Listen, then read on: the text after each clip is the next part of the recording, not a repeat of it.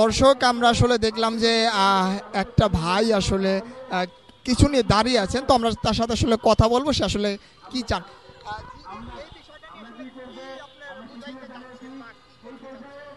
এই পরিকল্পনা আমার মাথায় হঠাৎ করে আসে। আমি যখন রিসার্চ করলাম জানতে পারলাম যে বিশ্বে প্রতিদিনে অসংখ্য মানুষ সুইসাইড করছে।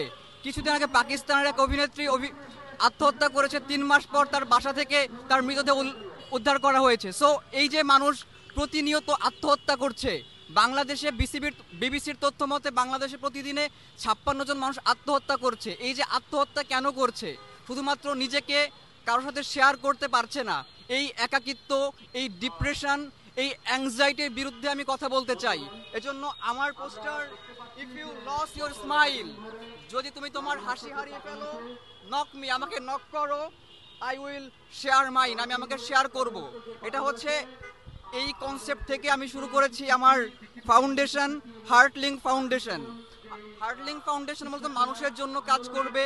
এই যে 700 কোটির পৃথিবীতে আমরা যার যার মতো একা, এটা কি ভয়ানক ব্যাপার।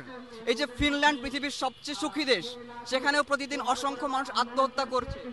জি, আমার আসলে ভাইয়া বিয়ে হচ্ছে না, সেই বিষয়ে আসলে বিয়ে হচ্ছে না এই বিষয়ে অনেকে আসলে আপনার আত্মহত্যা করে। আবার একটু বলবেন, আমি বুঝতে পারি নাই। মানে বুঝতে পারেন নাই, মানে এটা আসলে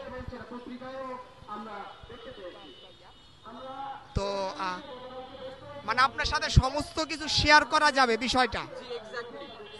আমাদের সবচেয়ে বড় সমস্যা হচ্ছে যে আমরা কারোর সাথে শেয়ার করতে পারছি না। আমাদের দুঃখ আছে, কষ্ট আছে, হতাশা আছে, এইটা শেয়ার। আমি একটা জিনিস আসলে শেয়ার করতে চাই, সেটা হলো যে আমি আসলে বিয়ে করতে চাচ্ছি কিন্তু আসলে বিয়ে করতে পারছি না। এই বিষয়টা নিয়ে আসলে কি করা যায়, আপনি যদি একটা পরামর্শ দিতেন। এই যে এটাই তো, নিজেকে এক্সপ্রেস করতে পারছেন না। এই যে আপনি বিয়ে করতে পারছেন না কেন?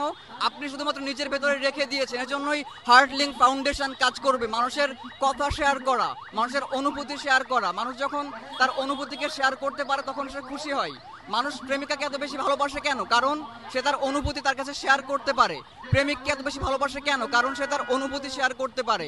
তো যখন আপনি আপনার অনুভূতি শেয়ার করতে পারবেন, অনুভূতি শেয়ারের মাধ্যমে হচ্ছে আমাদের হার্টলিংক ফাউন্ডেশন। আজকে আমি একা দাঁড়িয়েছি, আমি বিশ্বাস করি একদিন এটার জন্য লক্ষ লক্ষ মানুষ দাঁড়াবে। ধন্যবাদ।